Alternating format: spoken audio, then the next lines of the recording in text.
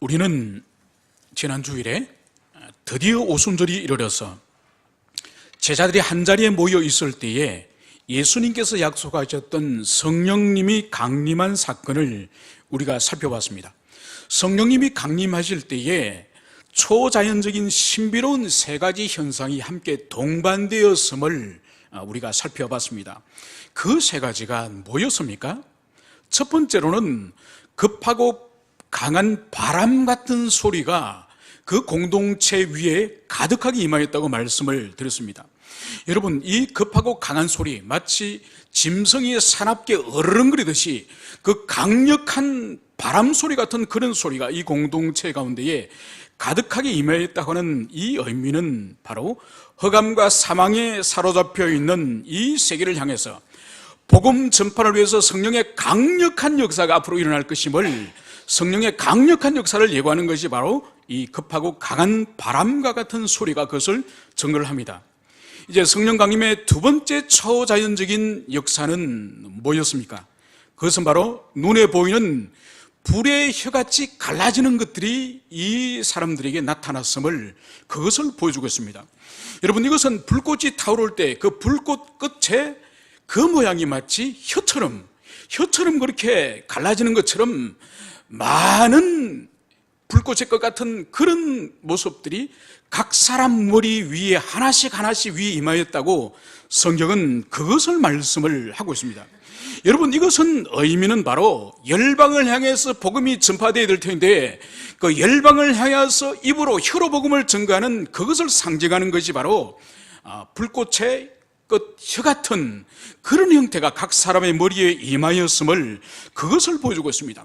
그래서 이것은 바로 이어지는 이 120명의 이 성도들이 바로 로마 제국 전역에 흩어져 있는 15개 지방의 방언을 동시에 말함으로 말미암아서 이것은 성취됨을 보여줍니다.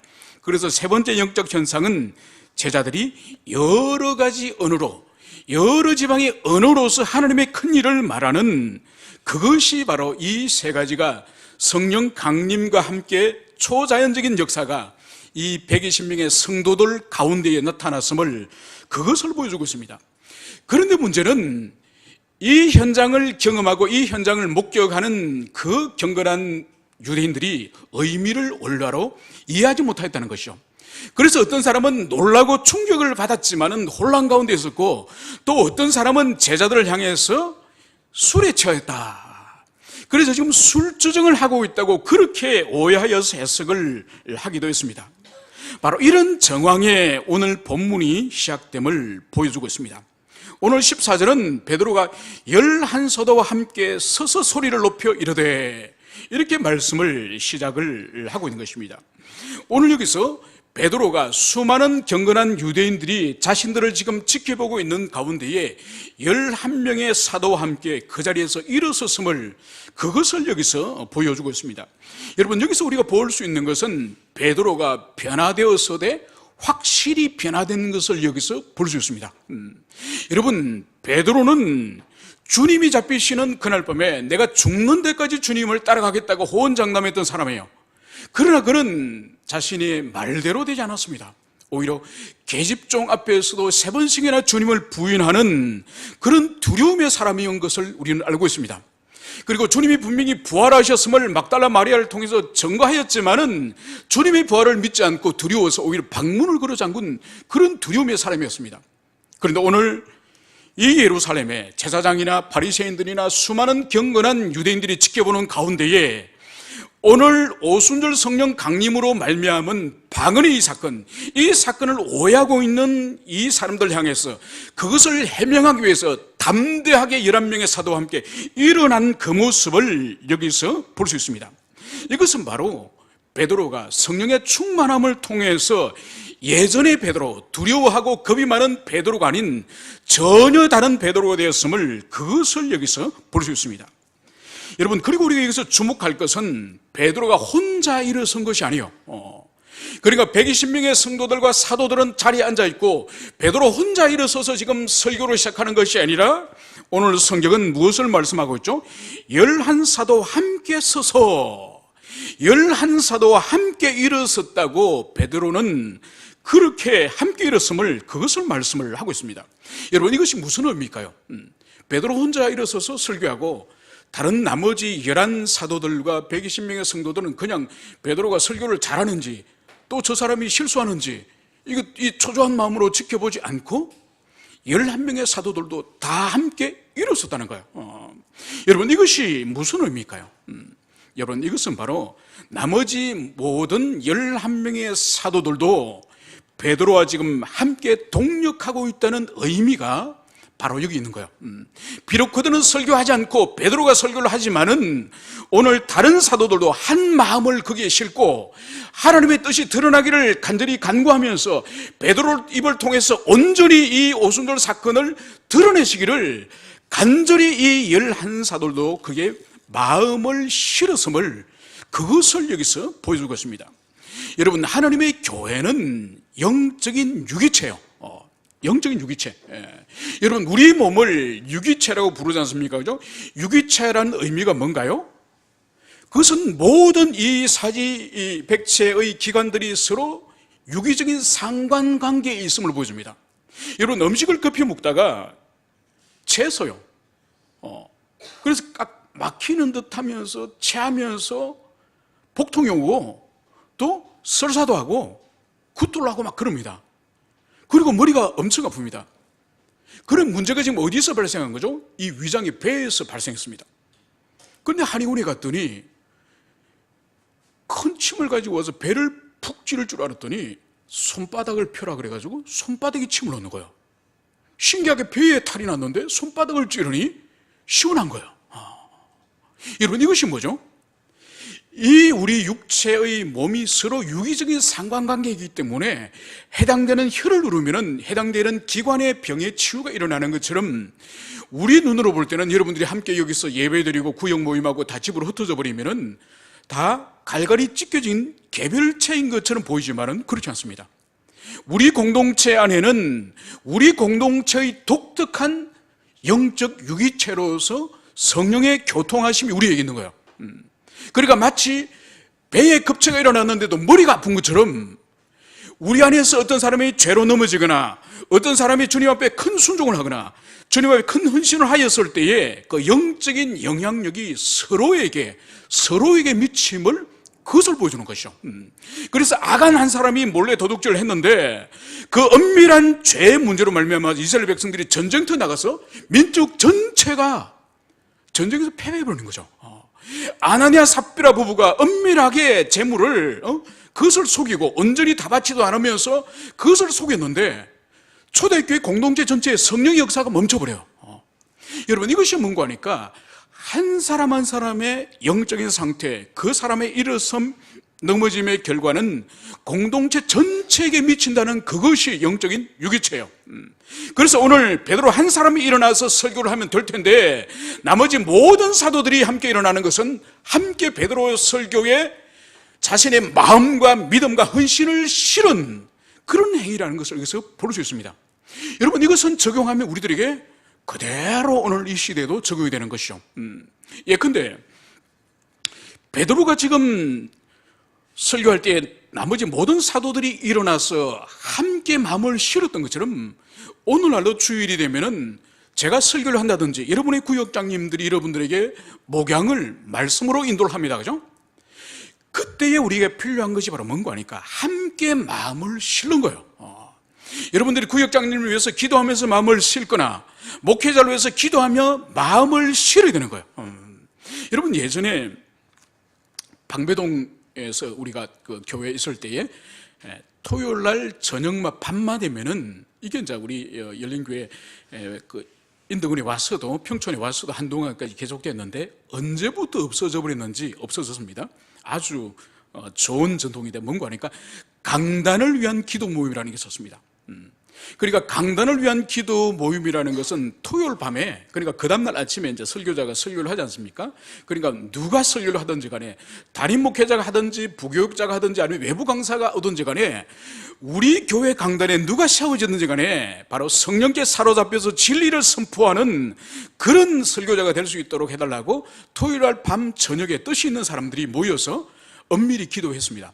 방배동 교회에서도 우리가 열심히 기도했고, 그리고 평촌에 와서까지 기도를 하다가 저도 먼저 교육자가 되면서 이제 빠져나오고 그 이후로 기도를 하지 못했는데, 알고 보니까 언제부터 없어져 버리더라고요. 이게 참 안 좋은 거예요. 그게 바로 뭔가 하니까 베드로 한 사람이 설교하는 것이 아니라 그 베드로의 설교에 모든 사도들이 마음을 실어서 함께 동력한다는 그런 정신이 오늘날도 우리들에게 필요합니다. 그래서 여러분, 토요일 저녁에 늦게까지 영화 보고 늦게까지 놀지 마시고, 토요일 날은 왜 있느냐? 주일의 사익을 위해서 토요일 날 육체가 푹 안식을 누리고, 그리고 정신적으로 영적으로도 주일 사익을 위해서 기도하면서 마음을, 믿음을, 헌신을 실는 것이 토요일 날 저녁이에요. 그래서 여러분들이 교회 나와서 함께 여러분들이 기도하지 못할지라도 토요일 저녁에 정해진 시간이 딱 되면은 텔레비전이나 모든 것을 끄고 주일을 위해서 여러분들이 정신과 마음을 정돈해야 돼요. 여러분, 제가 예전에 청년부 사역할 때 늘 강조했던 것이, 청년들이 오후 2시 예배를 드리니까 이 사람들이 12시에 일어나요.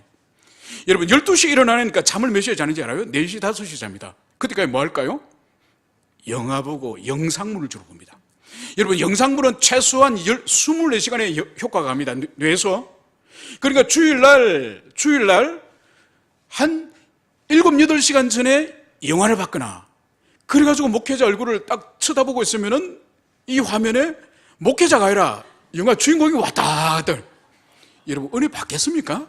그런 주일은 평생 주일을 지내도 쓸모가 없는 거예요. 오늘 베드로를 위해서가 아니라 오늘 그 오순절 의미에 대해서 모르는 영혼들 향해서 다른 사도들도 온 마음을 실어서 오늘 함께 일어선 이 모습을 기억하시며 우리가 함께 동력하는 공동체가 되기를 소망합니다. 그럼 우리가 하나 의문을 가질 것은, 오순절 이전, 오순절 성령 강림하기 이전에는 성령의 역사가 구약시대 때 없었습니까? 그렇지 않죠. 창세기 1장에서 하나님의 천지 창조 직후에 바로 하나님의 성령께서 수면 위를 운행하시는 것부터 시작해서 구약의 수많은 선지자들, 사사들, 사울왕, 그리고 다윗왕에게 임하였던 그 성령님, 그리고 신약시대 때 와서는 마리아를 잉태케 하신 그 성령님, 그리고 메시아가 오기를 기다렸던 경건한 바로 시몬, 그리고 예수님의 12제자들도 파송받고 그들이 귀신을 쫓고 그들이 복음을 전가할 때도 그들이 성령의 능력 안에서 그들이 사역하지 않았습니까? 그러므로 말미암아서 오순절 이전에도 성령의 역사가 분명히 있었음을 성경은 그것을 말씀을 하고 있습니다. 그런데 우리가 분명히 이해해야 될 것은, 오순절 이전에 심지어 주님의 제자들이 경험했던 성령의 사역 또한 그것은 옛 언약 시대의 성령의 경험이에요. 그러니까 옛 언약 시대의 성령의 경험이고, 오순절을 분기점으로 해서 새 시대 언약, 새 언약의 시대 안에서의 성령의 경험이에요. 그러니까 신약 교회 시대를 살아가는 우리 모두는 옛 언약 안에서 성령은 경험하지 못하였고, 새 언약 안에서 성령을 우리는 모두 경험한 거예요. 단 12사도들은 예외입니다. 12사도들은 옛 시대의 성령도 경험하였고 새 시대의 성령도 함께 경험한 두 시대의 성령의 은사를 모두 경험한 사람들이 이 12사도라고 볼 수가 있는 것이죠.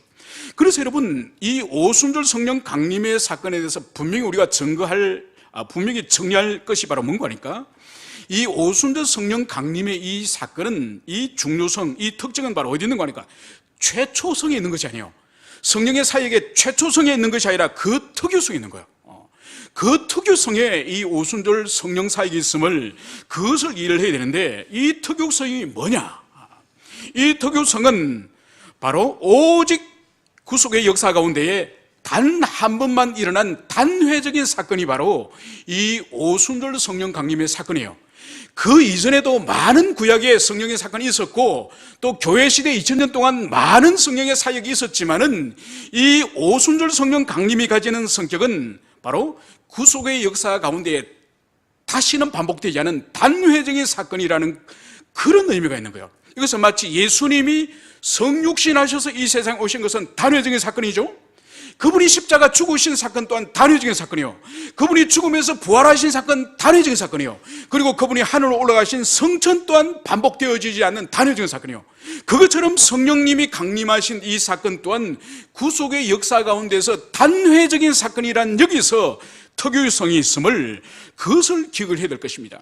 그래서 다시는 오순절 성령 강림과 같은 이런 사역은 반복이 되지 않음을, 그것을 여러분 기억하실 겁니다. 그런데 이런 질문을 혹 할 수 있습니다. 이후에 우리가 계속적으로 사도행전을 살펴보겠지만은 사도행전 안에서마저도 성령이 강림하였다고 기록되어 있는 것이 이 2장 오순절 외에도 3번씩이나 더 나오는 거예요. 그것이 바로 8장에 가면은 사마리아 성에서 빌립이 전도하여서 많은 사람들이 예수를 믿게 되었고, 그리고 그 소식을 듣고 베드로와 요한이 가서 그들에게 안수를 할 때에 사마리아 성에도 성령이 강림합니다. 그리고 또 10장에 가면은 고넬료 집에 베드로가 거기에 부름을 받고 주님께서 보내셔서 고넬료 집에 가서 베드로가 설교를 할 때에, 말씀을 증거할 때에 성령이 강림하세요. 놀라운 일이 일어나죠. 여러분, 이 고넬료 집안에서 성경은 분명하게 이 베드로가 이 말을 할 때 성령이 강림하였다, 이 말씀을 하는 거예요. 여러분, 성령의 역사, 성령의 강림의 시점을 이렇게 정확하게 기록하는 부분이 사실 없습니다. 여러분, 오순절 성령 강림할 때에 거기에도 특이한 점이 있거든요.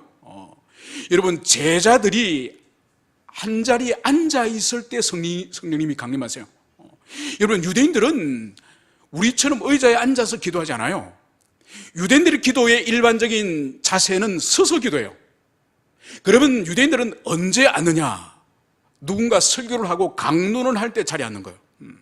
그러면 오순절 성령 강림도 우리가 추론해 볼 수 있는 것이 바로 뭔가 하니까, 베드로가 고넬료 집안에 설교를 할 때에, 말씀을 증거할 때에 고넬료 가족에게 성령이 임한 것을 볼 때에, 바로 오순절 성령 강림도 앉아 있을 때에 임하였다고 성경이 기록한 것을 볼 때는, 그 앉아 있을 때는 바로 누군가는 말씀을 강론할 때에, 그 강론하면 하는 것을 앉아서 듣고 있을 때에 그렇게 성령이 강림하였음을, 그것을 볼 수 있는 거예요. 여러분, 그렇기 때문에 하나님의 교회 안에서 하나님의 말씀을 잘 듣는 것이 얼마나 중요한지, 성령의 강림은 바로 하나님의 말씀을 청종할 때에, 청종하는 그 순간 성령의 역사가 일어남을, 성경이 그것을 말씀을 하고 있는 것이죠. 그리고 사도행전 19장에 가면은 세례 요한의 12명의 제자들에게 바울이 기도할 때 성령이 강림하는 장면이 나옵니다. 그래서 사도행전 안에서도 이 세 사건이 성령의 강림을 누가가 분명히 기록을 하고 있는 거예요.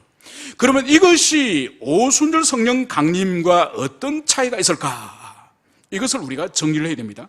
바로 뭔가 하니까, 오순절 성령 강림의 사건은 성령님께서 바로 신약 교회를 향해서 수직적으로 성령을 강림하신 역사 가운데 유일무이한 최초의 일이고 마지막의 일이고 단회적인 일이에요.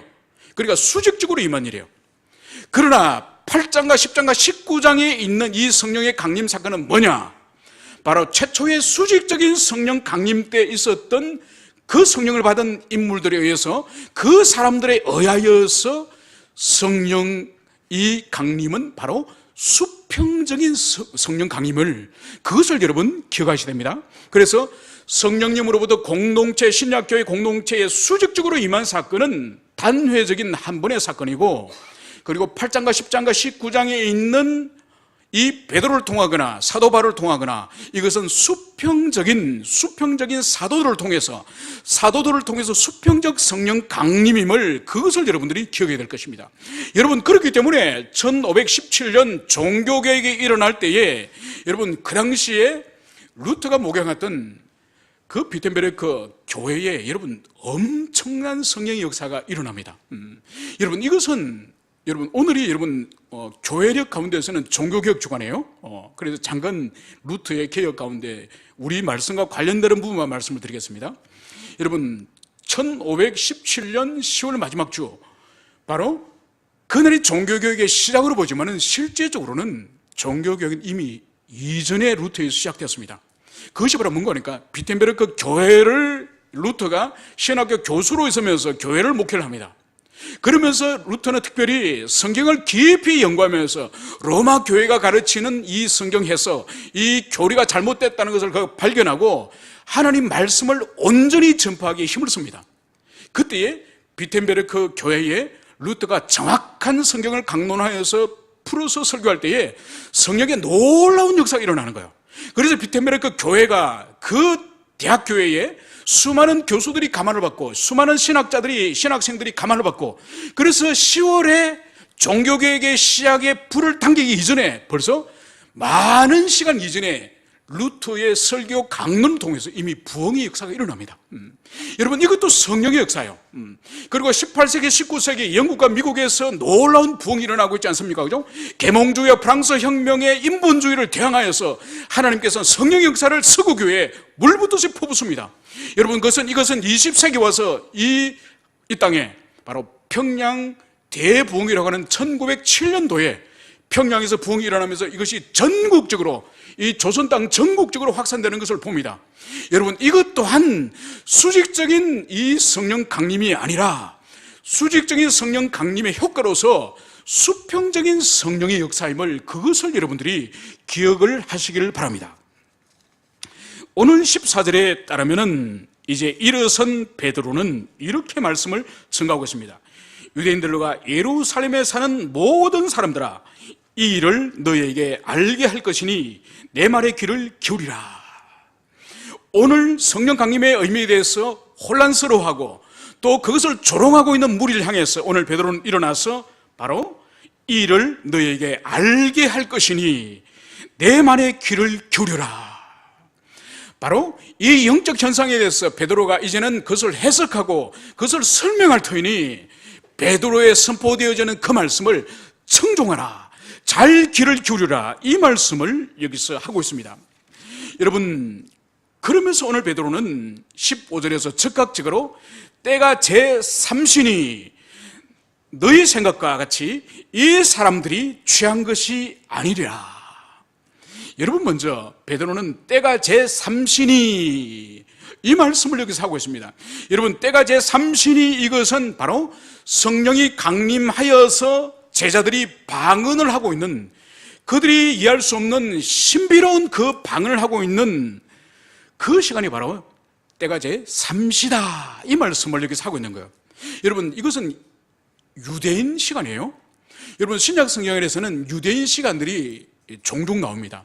예수님께서도 포도원의 품꾼 비유를 들면서 3시, 6시, 9시, 12시 이렇게 말씀을 하지 않습니까? 여러분들이 신약 성경 안에서 유태인의 시간들이 나오면은 오늘날에 우리에게 몇 시쯤 될까? 이런 생각이 들 거지 않습니까? 여러분, 그런 고민하지 마시고 유태인 시간에 무조건 플러스 6을 하세요. 플러스 6을 하면은 그것이 오늘날 시간이에요. 그래서 오늘 베드로가 때가 제3신이, 이것은 오늘 그러면 6을 더하면 몇 시라고요? 아침 9시. 그래서 예수님께서 품꾼의 비유를 설명하시면서 제3시에 온 사람, 그리고 아침 9시에 출근한 사람, 그리고 제때 출근한 거죠. 그러면 6시에 출근한 사람, 그 사람은 12시, 낮 12시에 출근한 사람이죠. 제3시에 출근한 사람, 몇 시에 출근한 사람이죠? 9시에 출근한 사람이죠. 그러면 12시에 출근한 사람, 포도원에 일하려고 12시에, 유대 시간 12시에 왔다니까요. 오후 6시에 오후 6시면 땡하는 시간이잖아요. 그 땡하는 시간에 일하러 왔다는 거예요. 그죠? 예수님이 그 비유를 하지 않습니까? 그래서 유대 시간을 성경에서 언급을 하고 있을 때는 오늘날 시간으로 6시간을 더하면은 오늘날 우리들이 이해하는 시간이 될 수 있음을, 그것을 여러분들이 기억을 하시기를 바랍니다. 여러분, 아침 9시에 그것도 바로 이스라엘 백성들에게 가장 중요한 세 절기 가운데 하나인 오순절에 아침 9시에 술에 취해 있다. 여러분, 이것은 상식적으로 납득이 되지 않는 거죠. 왜냐하면 이 이스라엘 백성들에게는 이 절기에 보통 10시까지는 다 금식을 하는 것이 관례예요. 이 금식 시간에 이 120명이 모여가지고 아침 술을, 해장술을 한다는 것은 있을 수 없는 일이죠. 그래서 베드로는 때가 제3신이 너의 생각과 같이 이 사람들이 취한 것이 아니라 단정적으로 술에 취하여서 바로 열국에 방언을 하는 것이 술에 취한 것이 아니다. 이 단정적으로 여기서 말을 하고 있으며, 이어서 오늘 베드로는 이는 곧 선지자 요엘을 통하여 말씀하신 것이니, 바로 지금 일어나고 있는 이 영적 현상, 이 영적 현상은 술에 취한 것이 아니라 바로 구약 성경 요엘서에서 하나님께서 예언하신 요엘서 말씀에 근거해서 오늘 베드로가 풀어가고 있음을, 그것을 여기서 볼 수 있습니다. 여러분, 이 현상을 베드로는 지금 구약 성경 하나님 말씀의 권위를 지금 빌어서 이 방언의 현상을 지금 설명하고 있는 것을, 이것을 볼 수 있습니다. 여러분, 왜 그럴까요?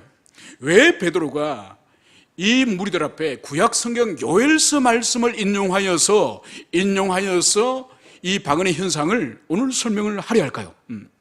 여러분, 그것은 바로 여기 모여있는 경건한 이 무리들은 종교적 열심, 여호와를 향한 열심이 강력한 사람이에요. 오늘날 우리하고 비교할 수 없는 사람들이에요. 여러분, 이 사람들은 예루살렘에 유월절과 오순절을 지키기 위해서 로마 제국 전역에 흩어져 있는 사람들이 이곳에 모인 사람이에요. 여러분, 요즘도 여러분들이 전도를 하거나 신앙생활을 하거나 우리 교회 예배를 드리러 가자고 이렇게 말하면은 의왕주님에게 어디 있습니까? 네, 저기 수원 넘어가는 거기 의왕시청 건너편에 고천 사거리 거기 있습니다. 그러면 뭐죠? 사람들이 평촌 좀 있어도 아이고 뭐네요, 거기까지 어떻게 갑니까? 아이고, 대부분 그러죠, 그죠? 여러분, 제가 신앙생활을 하면서 제일 멀리서 다니는 사람, 멀리서 교회 다니는 사람은 제가 두 사람을 봤습니다. 그리고 서울에 있는 교회인데 제주도에서 매주 비행기 타고 주일 아침에 비행기 타고 오는 분을 제가 봤고요. 또 한 분은 차를 직접 운전해가지고, 그것도 연세가 60이 훨씬 70이 다 돼가시는 장로님 권사님 부부가 창원에서 아침마다 12시 예배 드리기 위해서, 왜냐하면 제가 12시 예배를 인도하면서 딱 올랐으면 항상 그분들이 앞에 딱 앉아 계십니다. 그러니까 장로님, 권사님, 또 함께 태우고 오시는 집사님, 이분이 창원에서 오세요. 이분들이 얼마나 찬송 그 자체에 이분들이 얼마나 감격 가운데 들인지 모릅니다. 그리고 인도권에서, 평촌에서 와라 그래도 멀어서 못 가는 사람하고 그 창원에서 5시간을 운전해가지고 새벽에 출발해가지고 중간에서 국밥 한 그릇 먹고 12시에 예배 들어오기 위해서 5시간을 운전해가 오는 그 사람과 다른 거죠. 그런데 여러분, 오늘 이 사도들 앞에 모여있는 이 무리들은 12시간이나 5시간 운전하는 사람이 아니에요. 예루살렘까지 오려면 최소한 몇 개월을 순례해야 오는 사람이에요. 그리고 예루살렘에 50일을 만약 있다가 돌아간다면은 돌아가기까지 또 몇 개월 걸리죠. 그러면 1년에 순례 한 번 하면은 그냥 5, 6개월이 지나가는 사람이에요. 그러니까 이들이 가지고 있는 종교적인 열정들이나 열심이 얼마나 강력한지 몰라요. 그 핵심에, 그 한가운데 뭐가 있을까요? 바로 율법을 향한 열심, 하나님 말씀을 향한 열정들이 이들이 있는 거예요. 그것을 베드로가 알고 성령님이 아시기 때문에 영적 현상, 바로 이 방언의 현상을 요엘서를 인용하여서 오늘 말씀을 전가하는 거예요. 그들이 요엘서에 있는 이 종말의 때 바로 방언에 관한 그 성령 역사에 관한 그것을 이들이 이미 알고 있기 때문에 성령께서 베드로에게 그것을 깨닫게 하시고 베드로에게 그 말씀을 주신 거예요. 여러분, 그래서 오늘 이 베드로는 지금까지 오순절 이 성령 강림의 이 방언의 역사, 이것이 바로 구약 요엘서에 근거하고 있다는 것을 분명한 근거로 하여서 바로 방언은 하나님의 이미 예고되었던 성령의 강림, 그 역사로 말미암은 것이라고 이렇게 오늘 베드로는 오늘 설명을 하게 되는 것입니다. 여러분, 성령이 강림하실 때에 어떤 현상이 일어날 것인지 예수님이 공생애 가운데에, 그의 사역 가운데에, 특히 요한복음에서 성령의 강림 가운데에 어떤 역사가 일어날 것인지 주님은 그것을 분명하게 말씀하셨습니다. 그것은 바로 요한복음 16장 31절에서 주님 이렇게 말씀하신 거죠. 진리의 성령이 오시면 그가 너희를 모든 진리 가운데 인도하시리니. 바로 진리의 성령이 이제 제자들과 이 세상에 오시면 진리의 성령이 역사하시는, 인도하시는 사역이 뭐냐? 환상으로, 금리발로, 성령 어떤 사역으로, 귀신 쫓는 거로, 어떤 그런 현상으로 성령이 제자들 인도하는 것이 아니라는 거예요. 성령이 강림하시면 제자들을 인도하는 것이 바로 뭔가니까 모든 진리로, 모든 진리 가운데로 제자들을 인도하는 것이라고 예수님이 친히 성령이 오시면은 어떤 일을 그분이 하실 것인지 그것을 명백하게 말씀하셨다는 것을, 그것을 우리는 깊이 가슴에 새겨야 할 것입니다. 그래서 오늘 이 베드로는 성령을 받고 난 이후에 그 자신이 이제는 오순절 성령 강림 사건을 다른 어떤 비유를 통해서가 아니라 바로 요엘서 진리 말씀에 근거해서, 말씀에 의존하여서 그 영적 현상을 오늘 설명하는 그것을 볼 수 있습니다. 여러분, 여기서 오늘 베드로는 성령 충만한 사람의 모본으로서 성령 충만한 사람의 모본을 잘 보여주고 있음을, 그것을 여기서 볼 수 있습니다. 여러분, 성령 충만이라고 말할 때 이 충만이란 이 의미는 헬라어로 이 플레도로 하는 이 단어를 사용하고 있는데, 이 플레도는 어떤 상태가 가득 찬 것, 마치 빈 물컵에 물을 따라서 더 이상 물컵에 물이 더 이상 고일 수 없는, 더 이상 부으면 차고 넘쳐버리는 그런 가득 차 있는 그런 상태가 이 충만, 플레도라고 하는 이 단어를 쓰고 있습니다. 그래서 성령의 충만이라는 이 의미는 바로 성령으로서 가득 차 있기 때문에 다른 것이 조금도 틈탈 수 없는, 다른 것이 조금도 개입할 수 없는 그런 상태임을, 그것을 여기서 보여주고 있는 것이죠. 그것은 바로 인간의 사유, 인간의 지성이 하나님의 말씀으로 가득 차 있기 때문에 하나님의 뜻이 아닌 다른 사악한 사특한 뜻이 조금도 틈탈 수 없는 것을 말하는 것이고, 정서적으로는 하나님이 기뻐하시는 하나님의 정서로 그 사람이 가득 차 있음을 보여주는 것이고, 의지적으로는 하나님이 기뻐하시는 일을 자신이 행하고자 하는, 순종하고자 하는 그 착한 의지로 가득 차 있는 그 상태를 말하는 거예요. 그래서 오늘 여기서 베드로는 성령 충만한 상태의 모본을 보여주고 있는 것이죠. 그래서 그의 지성은 바로 오순절 성령 강림의 그 사건을 요엘서 말씀이 그 10년 가운데 충만히 임하여서 다른 어떤 인간적인 방식의 해석이 아니라 바로 술에 취했거나 횡설수설하거나 그런 현상이 아니라 요엘서의 그 말씀이 이제는 실현되어지는, 이제 이루어지는 그런 사건임을, 그의 내면 속에는 요엘서 진리 말씀으로 가득 차 있음을, 그것을 볼 수 있습니다.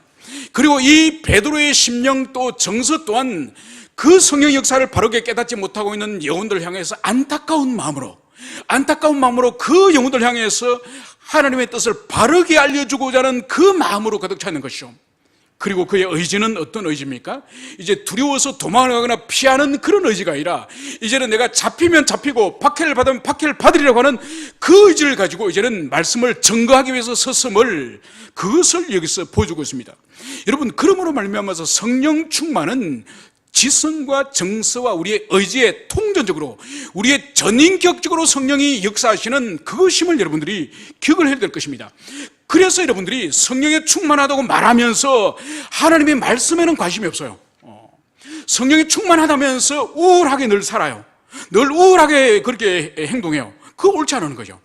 성령에 충만하다고 말하면서 순종하는 자리에 나가지 않아요. 순종을 하지 않아요. 여러분, 이것은 모든 것이 잘못된, 옳지 않는 성령의 충만이에요. 성령의 충만은 지성과 정서와 의지 모두에 성령으로서 가득 차 있는, 그래서 하나님 명령만 내리십시오, 하나님 말씀하십시오, 이 종이 바로 순종하겠습니다, 이런 마음의 준비가 되어 있는 상태가 바로 성령의 충만한 상태예요. 그것을 여러분들이 기억하시면서 여러분들이 그런 성령에 충만한 사람이 되시기를 축원합니다. 이제 베드로는 이 성령 강림을 해석하기 위해서 요엘서를 오늘 인용을 하면서 오늘 그의 첫 번째의 그 말씀은 바로 말세에 내가 내 영을 모든 육체에 부어주리니, 이렇게 말씀을 하고 있습니다.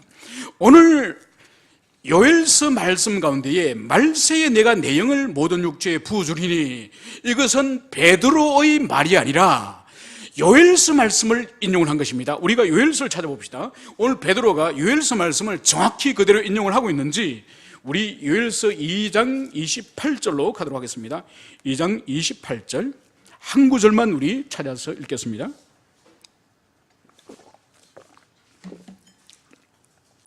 요엘서 2장 28절 한 구절만 있습니다. 시작. 그 후에 내가 내 영을 만민에게 부어주리니 너희 자녀들이 장래일을 말할 것이며 너희 늙은이는 꿈을 꾸며 너희 젊은이는 이상을 볼 것이며 아멘. 여러분, 이 요엘서 2장 28절과 오늘 이 베드로가 지금 설교하고 있는 이 17절의 말씀과의 차이를 여러분 볼 수 있습니까? 무슨 차이가 있죠? 요엘서에서는 뭘 말씀하고 있죠? 그 후에 이렇게 말씀을 하고 있지만은 오늘 베드로는 그 후에가 아니라 오늘 어떻게 말씀을 하고 있습니까? 말세에. 여러분, 그 후에와 이 말세에는 이것이 여러분 다른 단어예요. 그러면 왜 이 베드로는 요엘서에서 그 후에라고 말씀하고 있는 것을 왜 베드로는 말세라고 해석하여서 이 단어를 사용할까요? 여러분, 이것을 여러분 이해를 해야 됩니다. 그것은 바로 요엘이 지금 사용하고 있는 그 후라고 하는 것은 유대인들에게 있어서 그날 이후, 그 후, 이것은 바로 메시아의 강림의 날 이후를 말하는 거예요. 메시아의 강림의 날의 이후를 이 유대인들은 구약 성경에서 그날 이후, 그날, 이런 의미는 바로 종말을 의미하는 메시아의 강림의 시점 이후를 말하는 거예요. 그것이 바로 구약에서의 그 후, 그날, 그 의미고, 그런데 오늘 이 그 후라는 것은 이것은 사실 막연한 개념이에요. 막연한 개념이에요. 그래서 오늘 베드로는 말세를 이 베드로는 예수님의 이 땅에 오신 성육신의 사건을 분명히 기준으로 해서 이 말세를 해석하고 있는 것을 여기서 볼 수가 있습니다. 즉, 이 말세의 개념은 뭔가 하니까 그리스도께서 이 땅에 오심, 초림이라 부르죠, 그죠? 성육신하신 초림의 그 시간으로부터, 그리고 주님께서 다시 하늘로부터 오셔서 이제는 심판하시는 그 사역, 그 시점에 이르는 이 기간, 초림과 재림의 이 시간이 바로 신약 성경에서 사도들이 사용하는 말세의 개념이에요. 그렇다고 한다면 이 베드로는 이 당시 청중들에게 이 성령 강림의 의미가 도대체 뭔지, 왜 성령이 강림하시는지 이 의미를 더 명쾌하게 해석하기 위해서 막연한 그 후에라는 개념을 사용하기보다는 이 말세라고 하는 이 개념을 사용한 것이죠. 그래서 그리스도의 초림과 재림의 이 사이에 교회 시대 안에 성령의 역사가 이루어지는 이 시대 가운데에 이 의미를 더 명쾌하게 이 베드로는 드러내기 위해서 바로 그 후에를 사용하지 않고 바로 이 말세에 이 종말론적인 이 단어를 사용하고 있음을, 그것을 여기서 볼 수 있습니다. 그러면 여러분, 우리는 이런 의문을 혹시 가질 수 있습니까? 아니, 구약 성경을 베드로가 마음대로 바꿔도 됩니까? 마음대로 해석해도 됩니까? 할 수 있죠. 왜 할 수 있습니까? 왜 할 수 있는 거죠? 여러분, 이것은 베드로의 임의로, 베드로의 자유로운 마음대로 이 말세라는 단어를 쓴 것이 아니에요. 그러니까 이 구약 성경 요엘서에 있는 그 후에라고 하는 그 의미를 성령께서 더 밝히 지금 경건한 유대인들을 향해서 그 의미가 바로 말세라고 하는 그 시점임을 깨닫도록 하기 위해서 성령의 역사가 바로 베드로에게 일어났기 때문에 그 일이 가능한 거예요. 그러니까 요엘서를 그 후라고 기록하게 하신 것은 감동케 하시는 성령의 역사라고 한다면은 그 의미를 깨닫고 바로 말세라고 사용하게 하신 그 말씀을 조명하게 하신 그 성령께서 다시 베드로를 향해서 영감하셨기 때문에 베드로의 개인적인 자유로운 선택이 아니라 영감하신 성령의 역사에 의해서 베드로가 이 말세에 이 말씀을 사용한 거예요.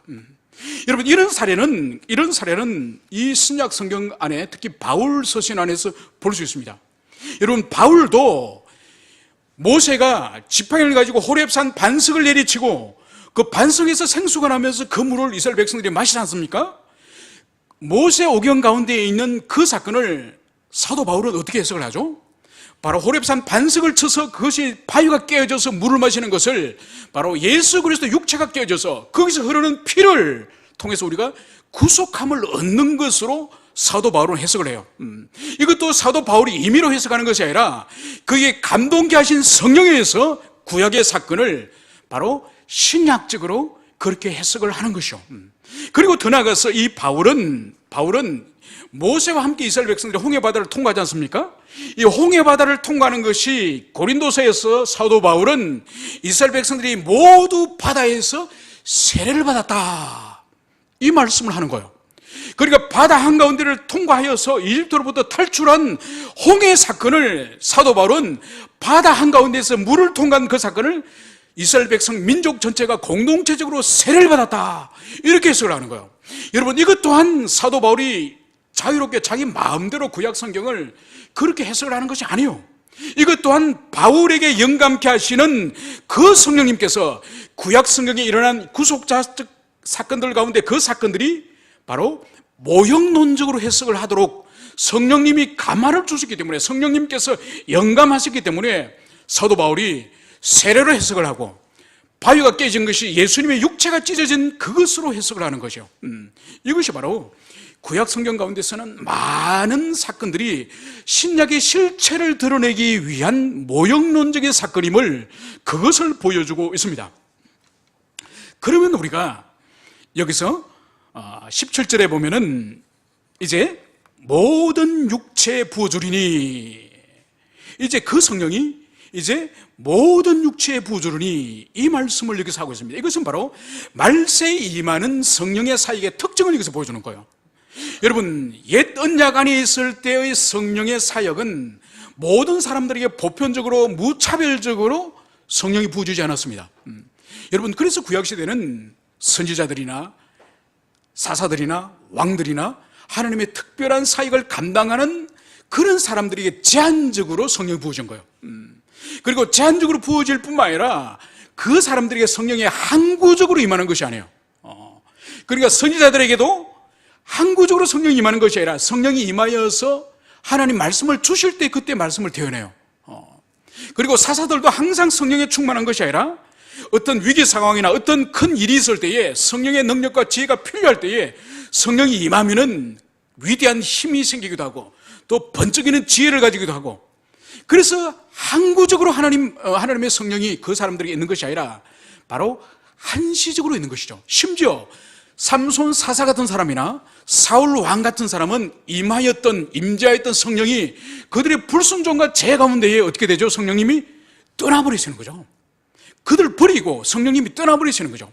이것이 구약시대의 성령 사역, 성령의 임재의 특징이에요.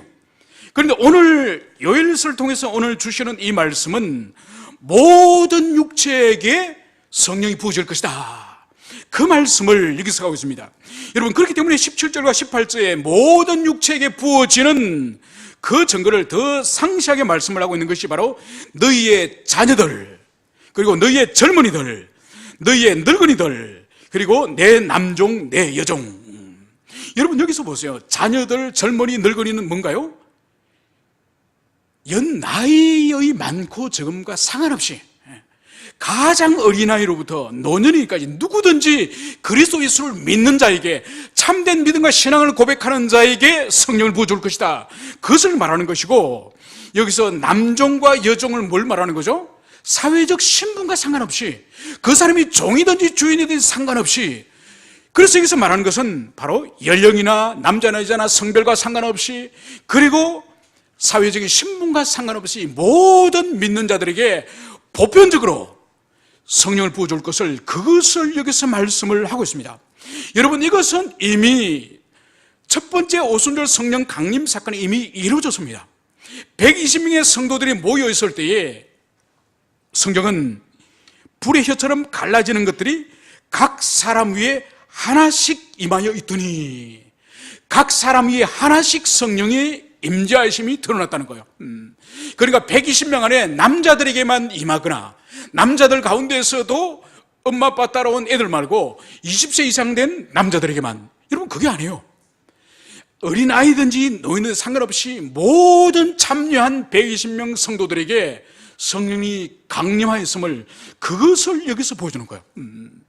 여러분, 그래서 어떠한 차별도 없이 신약 시대 때는 성령의 강림하심을 우리는 믿어야 되는 거예요.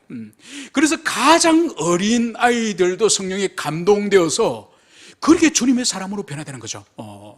여러분, 우리 교단에 하늘영광교회가 있습니다. 우리 또 노예기도하고 그 담임 목사님이 박순용 목사님이죠. 아주 귀한 목사님이신데, 여러분, 이분은 목회자가 되기로 하나님 앞에 서원을 몇 살 때 하신지 아십니까? 초등학교 1학년 8살 때 하나님 앞에 자신이 평생을 목회자로 살기로 서원합니다. 어떤 그런 일이 가능할까요? 누가 시켜서 그럴까? 아니에요. 그 6살 때 주님을 깊이 만나는 회심의 역사가 있었기 때문에 자신에게 있어서는 주님을 위해서 복음을 전가하고 영혼을 구원하는 그 사역을 위해서 평생을 바칠 만한 가치가 있다는 것을 그분이 깨달은 거예요. 그래서 자신을 8살 때 목회자가 되기로 서원한 거예요. 여러분, 8살이면 우리 온유만 하지 않습니까? 그죠? 그런 나이 때도 깊이 주님을 경험하고 만나면은 나이와 상관없는 거예요. 여러분, 80, 90이 되더라도 깊이 주님과의 만남이 없으면은 그런 뜨거운 열정과 그 뜨거운 헌신을 가질 수가 없는 거예요. 그러니까 나이와 상관없이 주님은 성령을 부어주시고, 성령을 부음받은 사람은 하나님의 성품을 경험하게 됨을, 그것을 여러분들이 기억을 하시길 바랍니다. 이제 오늘 17과 18절에서는 오늘 이 성령이 강림하였을 때에 어떤 일이 일어나는지 그것을 말씀을 하고 있습니다. 그것은 바로 너희 자녀들은 예언할 것이요, 너희 젊은이들은 환상을 보고 너희 늙은이들은 꿈을 꾸리라. 오늘 여기서 성령 강림 후에 일어날 영적 사건을 오늘 3가지를 예시를 하고 있습니다.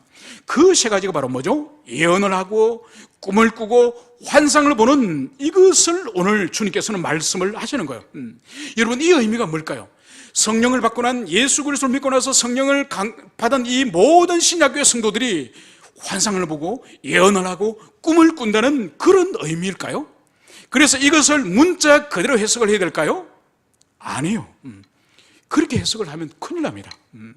여러분, 이것을 문자 그대로 해석을 하기 때문에 오늘날도 영적으로 은사들이 혼잡한 이유가 이것을 문자 그대로 해석하기 때문에 그런 거예요.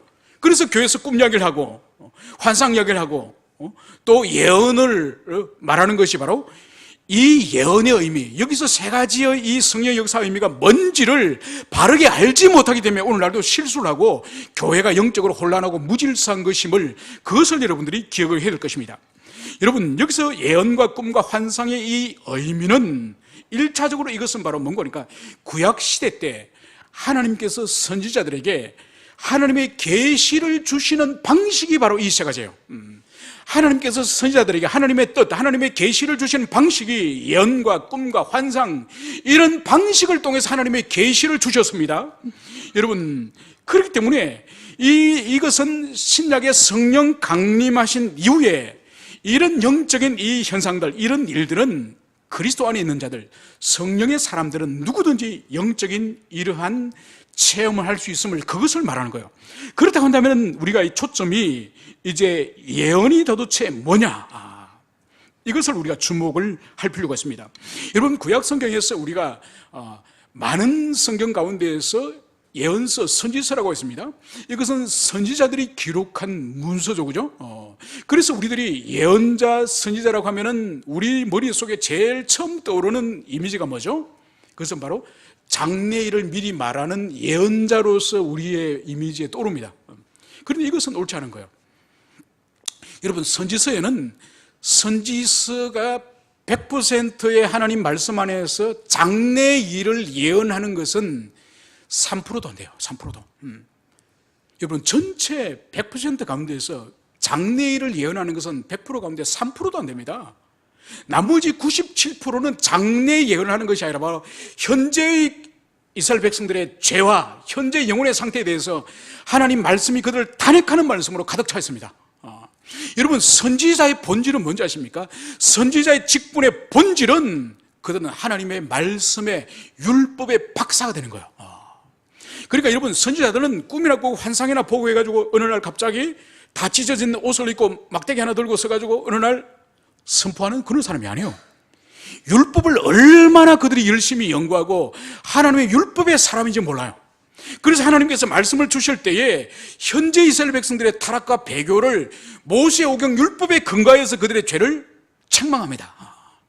그러고 나서 반드시 조건을 주님이 주시죠, 그죠? 그 조건이 뭔가요? 너희들이 순종하면은 하나님이 이런 복을 주시고 너희들에게 있는 이러한 어려움들을 내가 이렇게 해결해 줄 것이고 원수로부터 너희들을 구원해 줄 것이고, 그래서 순종의 조건에 대해서 말씀을 선포하시고, 그리고 선포하신 이후에 불순종에 관한 말씀도 함께 주세요.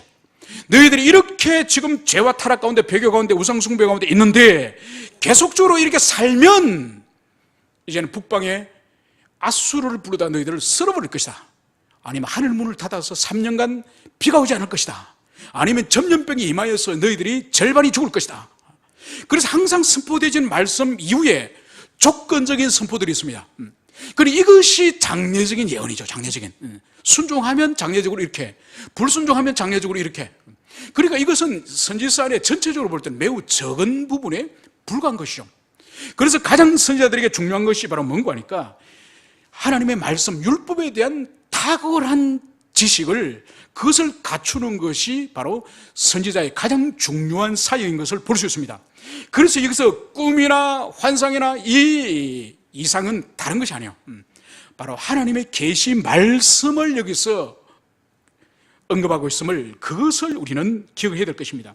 그래서 우리가 여기서 바르게 이해할 것은, 이제 성령이 강림한 이후에는 우리가 어떤 꿈을 꾸거나 환상을 보거나 예언하는 그런 의미가 아니라, 성령이 강림하신 이후에는 예수님이 친히 말씀하신 것처럼 우리를 모든 진리로 인도하여서 우리가 진리를 깨닫게 있어서 탁월함을 하나님이 주실 것이다.